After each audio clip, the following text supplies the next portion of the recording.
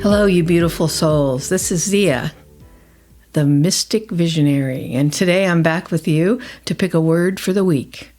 I'm going to go into my little box and pick a word. Now, if you don't know what that's about, you need to go back to episode 1 and find out what's happening. All right, here I am. I'm opening my box. I'm going to go in and pick a word. Let's see, which one feels right for today?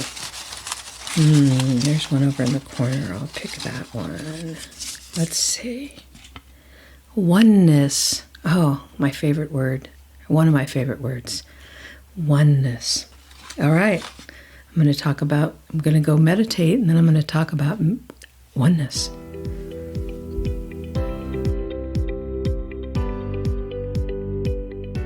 Oh, that was beautiful. Oneness. What a wonderful word.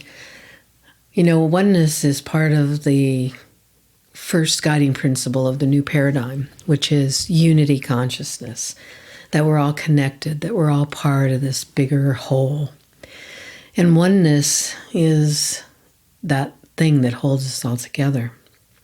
Let me start by telling you a story. Now, you'll probably hear the story again because this was a really meaningful thing that happened to me that helped me understand what oneness means. When I was 16 or 17, I was in high school and they had a student teaching program that I signed up for. And I went and did student teaching for a second grade class in an elementary school. And one of the duties I had was recess duty. So at recess, we would go out in the playground and the kids would always want me to push them in the swings, and I would push them or, play with them, whatever was going on. Well, one day the kids were like, hey, let's push you in the swing. And I said, okay. So I got in the swing and they were all pushing me and they were like, higher, higher, higher.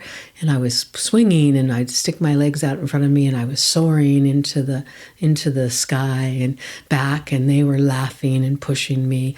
And when I looked up into the sky, there was all these beautiful clouds and the blue, blue sky. And suddenly my heart just opened up and I had this sense of freedom and unconditional love that I'd never experienced before. It was like it was overwhelming, but I had no fear, but I just felt this, like I could just fly, like I could just soar and I could just fly, and that I was just filled with this radiant unconditional love that was like nothing I'd ever experienced.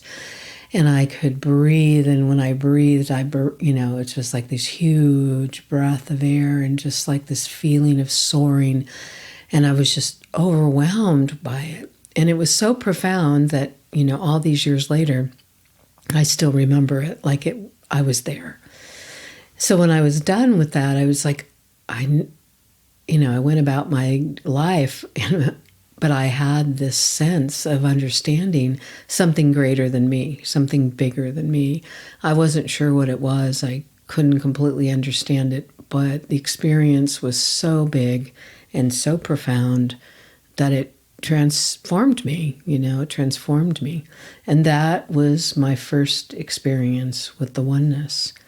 And feeling that feeling again, even describing it right now, brings me back to that understanding of this greater presence in all of our lives, in all of us as humans, and all of us as animals and plants and the whole earth. It's like there's this cosmic energy that is connected us all.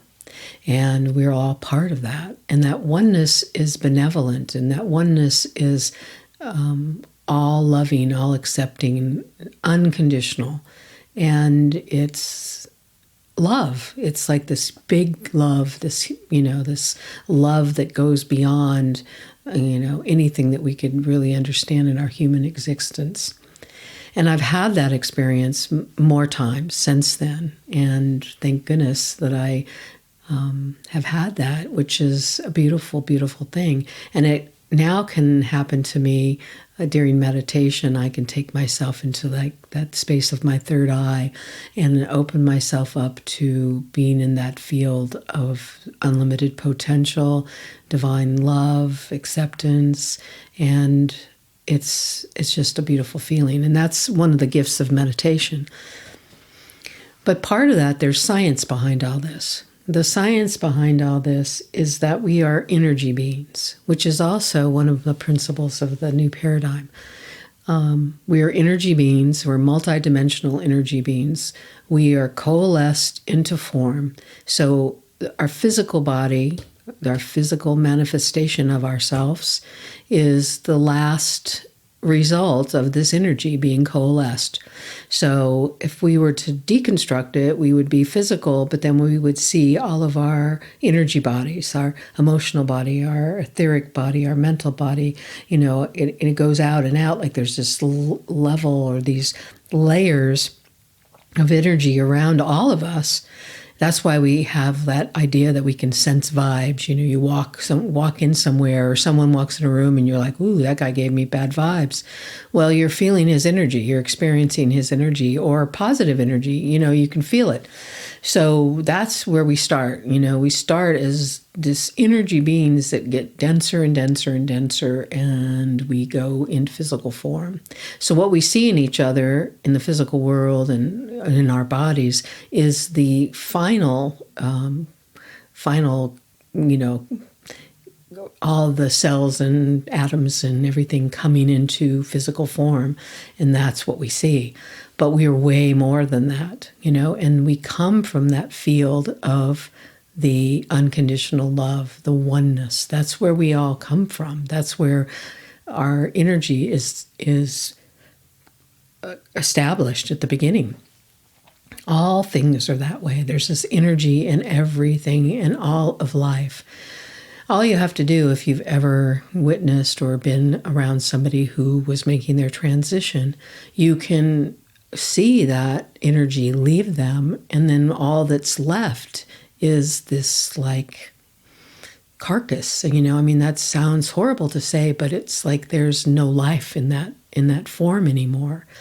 And that life has been taken away, or the energy has been taken away, and it's gone back into the field. And all that's left is the physical. And the physical has just been animated by the energetic, that oneness big field. And that's how everything is. That is life on planet Earth. That is being human on planet Earth. Now, in the old paradigm, in the collapsing paradigm, or the paradigm that's falling away, we've been taught to believe we're separate from other people.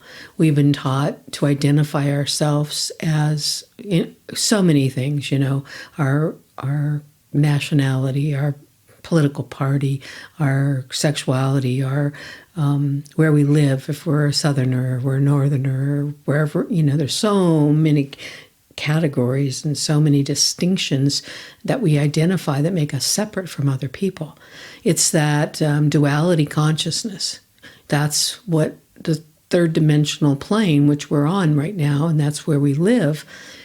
But we've been so saturated by it that we can't see beyond it, that we only see ourselves as this physical body, and we completely forget that we're more than our physical body. And then we're given all these labels that we then buy into, even our labels of mom and dad and grandma and grandpa, and I'm a doctor, I'm a lawyer, I'm a construction worker, I'm a nurse. We have labels that keep us feeling separate. And then we have like our color labels, that our skin color labels. All that is just a way to continue to keep us feeling separate from one another, when in reality, we are all connected. We are all part of that same big, giant energy pool. And we just come to the planet Earth and have our experience as whatever we get conditioned and programmed by the family that we're born into. And that's where it all begins. We get born, and we're a little baby. We start looking around at the people in our life. We start modeling ourselves after them because that's all we know. And then all of a sudden we're separate again. When we're born, we don't even understand about separation. We know that we are in the oneness and connected. And then we're born, and then we're like, oh, okay, I need these people to help me survive. So what's going on here? And so then we start just getting our conditioning from our families, our communities, our churches, our schools, all the things. But in reality, oneness is our basic nature. And that's why I made unity consciousness the guiding principle number one, because we have to switch from this concept of being separate and this identity, which I call it consumerism identity, that we are just consumers out here doing our thing, because that's what our culture wants us to be, because our culture is predominantly about profit-driven corporate greed, to be honest, and they want all the people to behave in a way that helps create money for the corporations or for the stockholders or whoever is in charge. And we also have to create workers. So we go in this industrial revolution, we have people who have to go work in factories or people who have to work in jobs. And it's like you have to have all these worker bees. So if you can keep people in this place of understanding where they're separate from each other, and that if I don't get this job, this other person might get this job, or I need to take advantage of this because if I don't, I'm going to lose out, and I owe all this money, so I have, like that bumper sticker, I owe, so off to work I go. So we're just like conditioned to disconnect from that oneness and be separate and be all the labels and follow all the programming that we've had. So unity consciousness is bigger than that. Unity consciousness is just understanding that we're part of that oneness, understanding that what I do affects you, understanding that there's enough for everyone, and that the way to be is unconditionally loving, accepting, and live in a world where you understand that what you do affects the whole.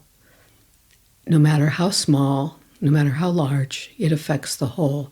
And that we have to be conscious of that. We have to understand that this oneness is each one of us. And that oneness is part of us. And we'll return to that oneness. It's a really big concept. But it's a simple concept when you really break it down. It's hard to break through sometimes because we get so attached to our belief systems. I know for me, that was really hard. And I think I've talked about it in another podcast. But when I had another huge breakthrough and awakening a decade or so ago, where I realized that I had to let go of all these labels, all these things I believed about myself to be absolute truth. And it was not. It was conditioning and programming, and I realized I was much bigger than that. And I had to let go of all these belief systems.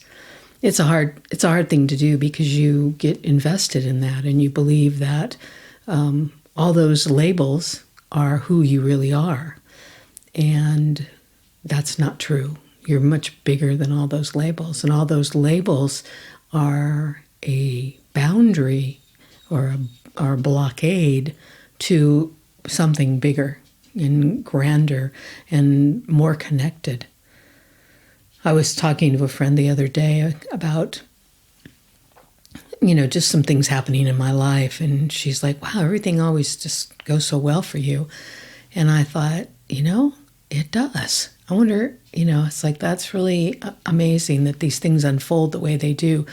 Something happened that totally unexpected, but it turned out, it was a really great thing. And I could never have planned it. I could never orchestrated it. I could never have made it a goal and put it on my, some kind of goal vision board.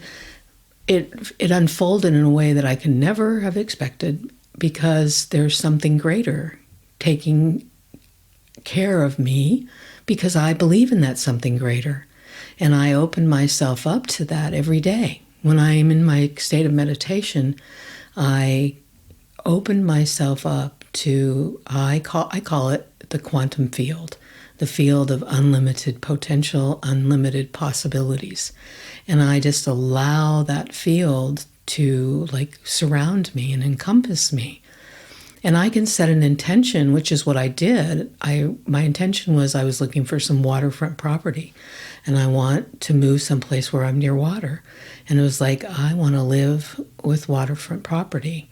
And I started a search for it, hired a realtor, and suddenly out of the blue, in an unexpected way altogether, I found this beautiful piece of waterfront property at an amazing price. And it all just flowed really simply. Now, I did nothing really to make that happen other than open myself up to the field, to the quantum field, unlimited potential, unlimited possibilities, and say, I really want to live on the water. Please, I didn't even say please. I just really want to live on the water.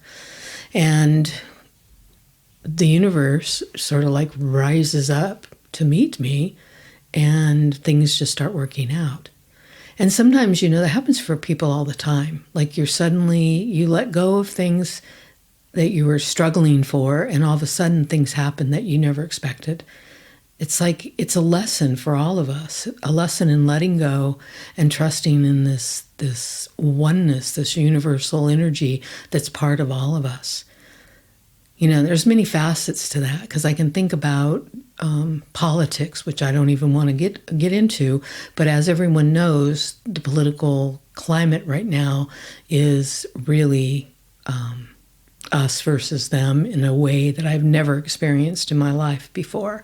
And the hatred and the venom from both sides is just, it's just frightening. And I have friends that I can't even believe the hatred and the anger and the fear that they have about, this candidate that possibly could run or could possibly win the election. It's the divisiveness and the fear and the identifying with your party is blinding people to this bigger truth that we are not two parties. We're one people. We're not a divided country. We're one country. We're one world. We're one people. We're one humanity. And people are forgetting that. And it's like they've been brainwashed, or they've been mind melded into this divisiveness that's just going to destroy us if it doesn't change, which is part of the reason why I'm doing this podcast. I'm holding space for this new paradigm where people understand oneness, where people know that we're connected to each other, where unity consciousness is the primary belief system. Like when I show kindness to another person, I'm putting kindness into the field. When I show love to another person, I'm putting love into the field. And it's exponential. It grows. And it makes more of that. Where on the converse side, the people that are in fear and in this hate to the candidate that they don't want, they're putting more hate and fear into the world. And we don't need that. We need less of that. So I'm holding the space for this new paradigm of oneness and unity consciousness, and that recognizing that we're energy beings. And we have so much power. We have so much power that we don't even recognize.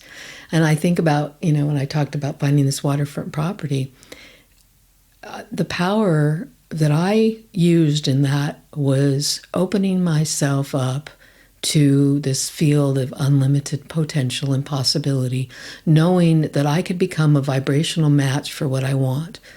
And what I wanted was waterfront property.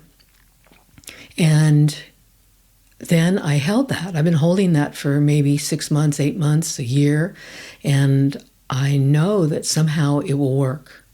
And here I am. Tomorrow we're meeting with the guy and this property is going to be ours. But you have to let go. You have to let go and accept that there's this greater field of possibility that we all can connect with. It's the oneness. It's the great field of unlimited potential and possibility. It's love at a level that you can never have or understand. It's complete unconditional love, acceptance. It includes abundance. It includes flow. It includes prosperity and joy and all those things. And I'm not being a Pollyanna. That is really there. And yes, we all have ups and downs in our lives. But the more we connect with the labels, the more we separate ourselves from other people by conditions and ideas or whatever, we are limiting ourselves. We're limited. And the more we limit ourselves, the less we see that flow happening in our life. Oneness, what a great word. I could go on, but I'm reaching my 20-minute mark, so I'm going to call it. But thank you for whoever picked this word. Oneness, it's beautiful. And I'll be back next week with a new word. Thanks for listening.